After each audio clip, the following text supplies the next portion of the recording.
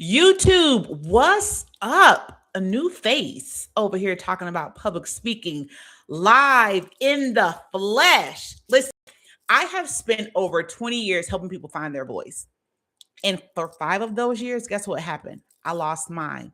I lost my confidence. That's the part that I haven't really been sharing lately, but I'm about to start talking more publicly about it because I show up like I woke up like this, even though Beyonce said, I woke up like this. I woke up like this. I did not. Okay. Um, so my name is Joy Worthy Johnson. I am a communication intelligence coach, aka a public speaking coach. And I am a TEDx speaker and the founder of the Joy Method, because there is a method to the madness of public speaking, my friends. I have coached executives in Fortune 500 companies, prepared speakers for TEDx stages, and trained professionals across every industry to walk into rooms and to actually be heard. To actually be heard. And I want to be very clear about something before we go any further. I'm not here to teach you how to speak. I'm here to teach you how to communicate. And you know what? There is a difference in that. There's a difference in teaching someone how to speak and teaching you how to communicate. Those are not the same thing. Speaking is what you do when you're performing for a room. That's what speaking is. Communicating is what you do when you're serving a room. See the difference? Performing, service. I want you to learn how to serve in a room. And after 20 years of doing this work and 5 years of losing my own confidence, having to fight like crazy to get it back, let me be specific. I lost the confidence to speak publicly from 2020 to 2025. Stick with me, I'll tell you the story. So, because what I'm about to share is going to change how you show up in every room for the rest of your life. And if you're new here, which you should be because I've never went live, I just really launched my YouTube channel.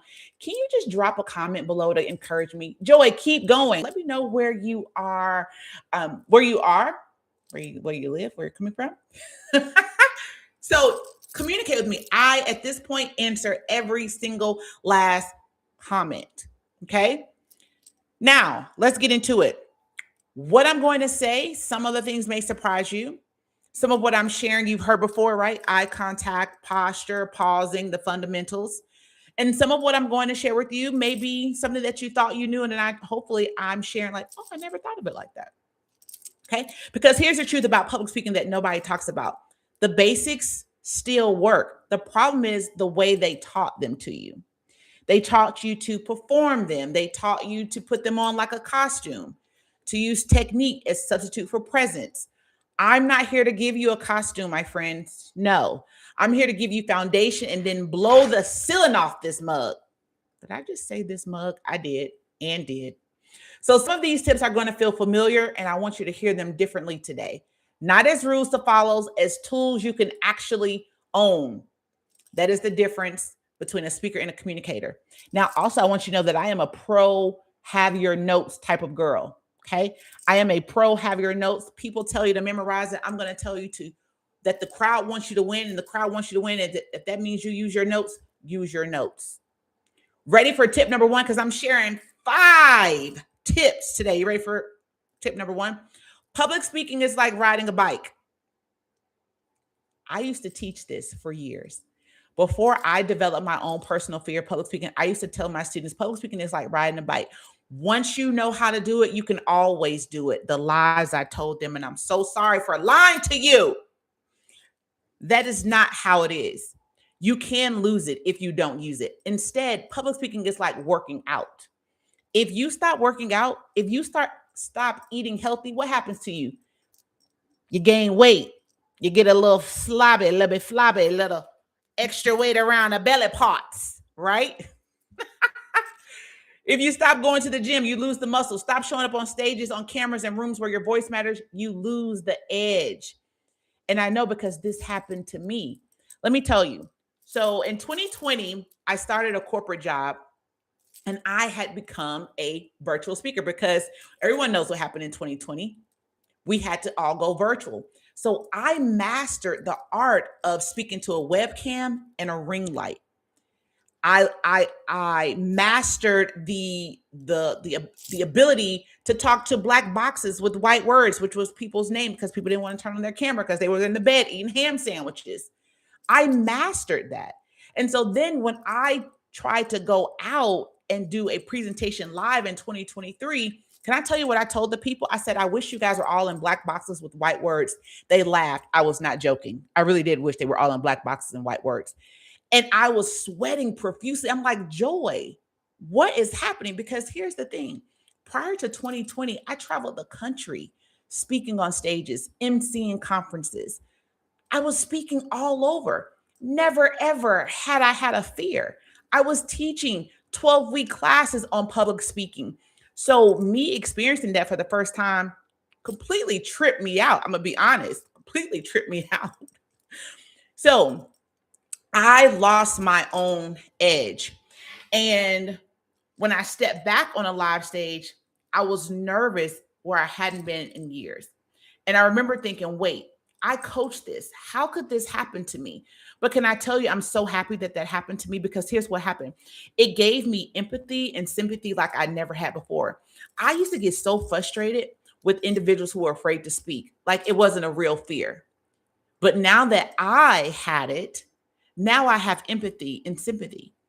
And I just have patience. And now I understand you have to keep doing it in order to get it right, to get comfortable with it. So if you have a fear of public speaking, it's not going to come if you just think about it. It's not going to come if you wish it. It's only going to, you only are going to overcome it by doing it over and over and over. Okay. So here's the rule I'm breaking today. Stop treating your voice like a permanent skill and start treating it like a muscle. Train it consistently. Even when you don't have a speaking engagement on the calendar, do YouTube lives like I'm doing, do YouTube videos, do Facebook lives, record a video, upload it. You're limitless, right? Because the reps you put in when nobody's watching are exactly what show up when everybody is. Can I just tell you something? I have never watched a YouTube video and someone scratched their face. Never. And here I am scratching my face. And are you still watching? I think you are. Which goes into tip number 2. People are not looking for you to be polished. They're looking for you to be you. People are not looking for you to be polished. They're looking for you to be you. Can I tell you something that the speaking industry does not want to admit? Polish is overrated. And I've started to learn that more and more when people are showing up on TikTok and Instagram in their bonnets and their robes, they're still laying in the bed and they get 1.2 million views. The camera is fuzzy. They're moving. I'm like, whoa, whoa, whoa. People actually like this? Yes, because there's something that you're saying that matters.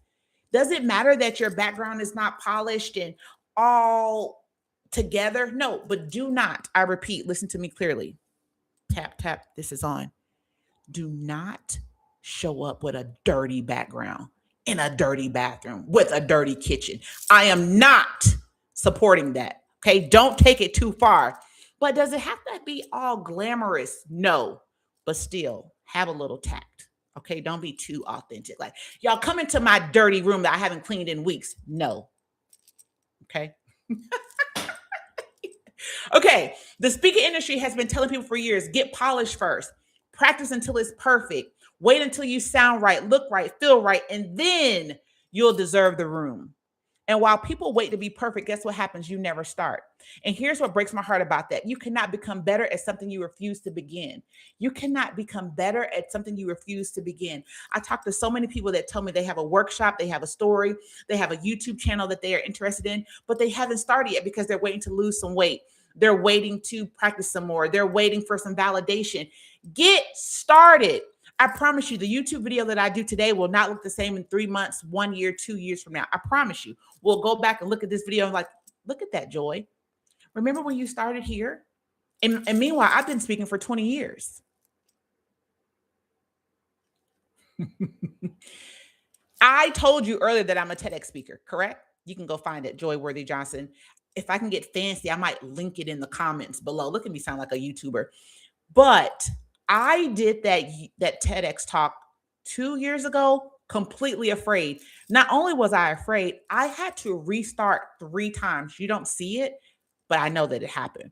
3 starts. And the organizer had to say, Joy, Get it together. What's happening here? You guys never get to see like what happens before someone starts their TED Talk. You only get to see the published version that happened on YouTube. But the organizer, I had MC'd for her. So she's like, Joy. I said, I know. I'm just so scared. I'm so scared. But I did it. I stumbled twice, 3 times. I had to completely I was mortified in the moment. I was embarrassed. I had invited family and friends all over to come. Some people flew in from Florida just to come see me in Atlanta. It was crazy. But guess what happened afterwards? People came up to me afterwards in tears. One guy said, "Are you a comedian? I just did a comedy show last night. You would have finished in the top 10. You have natural timing." I'm like, "Did you not just see me up there shaking, restarting?" But I started. Not because I was perfect, because I was present. People were not happy, or people were not applauding, and people were not giving me accolades because I was perfect. It was because I was present, because I was real in a way that gave them permission to be real too. Here's the rule I'm breaking. Stop waiting to be polished and start showing up as you are. I know so often we see these people on YouTube and they have these crisp videos and these amazing microphones. Let me just tell you, I have a webcam, I think that costs no more than $40. No more. This microphone, $35. Isn't the sound pretty good? Microphone check, 1 2 1 2. What is that? Less than $100 for some good video and a microphone. And then I have a basic, what is that? Basic ring light. Actually, let me show you my setup. Don't judge me. Oh, and if you do, I don't care. Look at this. Can you see it? Ring light, script, camera, boom. Joy, what are you doing on YouTube? Just doing my first YouTube ever. Okay, let's keep going. Okay, so I said, here's the rule I'm breaking. Stop waiting to be polished and start showing up as you. The specific, real, lived in human version of you. That is what moves people. Polish impresses. Real connects, and connection is what changes people. Connection is what changes people. Start before you're ready. Get better by going and still win. You ready for tip number 3? Your nervous system is not your enemy. It is your fuel. Your nervous system is not your enemy. It is your fuel. Let me tell you something. The number one job of your brain. Do you know what the number one job of your brain to do is? To protect you. And not only is it's a job to protect you, it's to protect you from doing what it has never done before. So if you try to tell your brain we're going to do something we never did, it's going to be like, stop, abort. What are we doing? It's going to go crazy. Warning, we're in danger. It's like, calm down. We're not in danger. We're just doing something that we've never done before. Relax. Relax. Now, raise your hand if you've ever been told, don't let them see you sweat. Don't let them see you sweat. Compose yourself. Manage your anxiety. Whatever is happening on the inside, keep it invisible. People have told you that. I followed that rule for years, and I want to tell you what it cost me. Energy, focus, present. Every bit of mental bandwidth I had went into suppressing the nerves instead of using them. Have you ever watched someone speak and they said something like, "Oh my God, I am so nervous"? What did the crowd do? Like, really, think about it. Did the crowd say, "Boo, you're a loser, get off stage"? Or did they do something like, "It's okay, you got it, come on"? I think it was the latter. They actually cheered for you. And I'm going to tell you, oh gosh, I used to be such a drill sergeant. I would tell my students, they only had one time ever in life, one time to say they were nervous on the stage. After that, I said, you better keep it to yourself. Tell your mama that you're scared. That's what I said. I know. I'm so sorry. I'm so sorry for all of those that I told that to. I was dead serious. You better don't tell them you're nervous. But here's the truth. Here's what really happens when you tell people that you're nervous. If you're doing a speaking engagement, and I'm not like, don't get carried away, right? Like, don't do this every time. But if you go and you say, hey guys, whoo, I am a little nervous today. The crowd is going to give you grace. Now, some are going to judge you like, good gosh, get this person out of here. Some are. And then there's going to be others that says, oh, I would be scared too. They can do this. Okay. All right. I'm totally getting off track. How long has this gone? 15 minutes. Okay. I said 10. For those that are watching all the way through, all the way to the end. Thank you. Let's keep going. Come on, come on, come on. Here's the opposite rule of this one. Name it, own it, use it. Here's the science behind that. And I love this part. Nervousness and excitement have the exact same physiological. There we go. Signature, racing heart, heightened senses, elevated energy. Your body literally cannot tell the difference between the two. Your body literally cannot tell the difference between nervousness and excitement. So you have to tell your brain, we are safe. This is exciting. This is new for us. Okay? So the moment, wait. Only your brain's interpretation creates the story. So change the story. The moment you feel that pre-speaker rush, instead of telling yourself, I'm so nervous, tell yourself, this is excitement. This is fuel. This is my body getting ready to do something that matters, something new. Say it out loud if you have to. Your nervous system will believe you. I promise you. I tell it all the time. Joy, it's okay. I know we've never done this. Don't freak out. Let's go have some fun. Okay. So the rule I'm breaking today, stop hiding what you feel, start using it. Tip number 4, silence is the most expensive thing you can give away for free. Silence is the most expensive thing that you can give away for free. I want you to think about the last time you had something to say and you didn't say it. The meeting where you held the idea, the room where you knew the answer but waited for someone else to speak first, the presentation where you rushed past your most powerful line because the silence felt dangerous. There is so much silence and power in a pause. There really is. But that type of silence, when you say nothing, could cost you something. And not just you.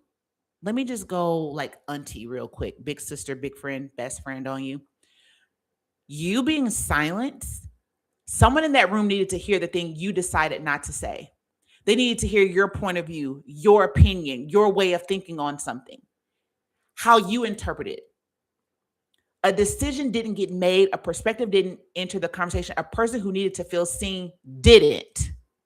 Your silence is not neutral. It has a price. Now, here's the tip inside the tip, because this applies directly to how you deliver a talk. The pause is not empty. It is everything. Most speakers rush past their best moments. Say your best line, then stop. Count silently. 1, 2, 3, then continue. That pause is where your message lands. That is where the audience actually feels what you said. Oh, in light of, remember, okay, some of you may, whatever, let's just keep going. The new Michael Jackson movie just came out, right? Even though this was not in the movie and I was totally looking for it. Remember when Michael Jackson came out and did the Super Bowl? How long did he stay there in silence? I wish I could research that right now. This is YouTube Live. I can. I'm about to see. How long? This is going to be so. How long? Yes. How long did Michael Jackson pause for the Super Bowl? Let's see if the answer comes up. Let me see. And the survey says 90 seconds, a minute and a half before the music started. And the crowd went wild. Now, don't you try that. You are not Michael Jackson, okay? Don't you get up there and try to be quiet for 90 seconds. But there is power in a 3-second pause. Okay? What feels like 5 awkward seconds to you is two powerful seconds to them. Stop giving away your silence for free in your talk and in life. But also don't try Jackson do for 90 seconds. Okay. You ready for the final tip? The final tip, number 5, is not an accident. It is an assignment. Save this one. If you're not writing anything down, your voice is an assignment. This is the one I want you to leave here holding today. The reason you feel drawn to speak, to share, to teach, to lead, to show up on YouTube live on a random Friday because something you said it was time, that is not random. Your voice was placed in you with intention, with purpose, with an assignment attached to it. And when you silence yourself, when you shrink, when you wait, when you let the fear make the decision, you are not just holding back your words, you are withholding your assignment from people who need it. Now, I know some of you are sitting there thinking, Joy, I don't even know what my assignment is yet. That's okay. That is okay. You don't have to have it all figured out to start using your voice. You just have to be willing to use your voice, willing to train the muscle, willing to show up imperfect, willing to say, I have something worth saying, and I trust that the right people will find it, because they will. They always do. I told you, from 2020 to 2025, I lost my confidence to speak publicly. From 2019 beyond, I had a debilitating fear of speaking virtually. We'll save that story for another day. Debilitating fear of virtual, because I was a live trainer. I needed to feel the energy of people. And then you wanted me to just talk to a webcam and a ring camera, ring light? No way. So if I can stand before you as a TEDx speaker, as a virtual speaker, going live on TEDx, you, my friend, you can do it too. Your voice is not an accident. It is an assignment. Whoo! Okay. So I hope that you came and you learned something today. Again, let me know in the comments what you learned, what you took away, good, bad, or ugly. 5 rules, all of them worth breaking, all of them in service of helping you walk into your next room and actually be heard. If something I said in this live hit you, put it in the comment. And if you are not subscribed to my channel yet, can you hit that like and subscribe button? We are just getting started. I don't know what the future holds, but I know great things are in store. Again, I'm Joy Worthy Johnson, your public speaking coach, the founder of the Joy Method, and I can't wait to continue to show you that there are methods to the madness of public speaking. All right, see you guys in the next video.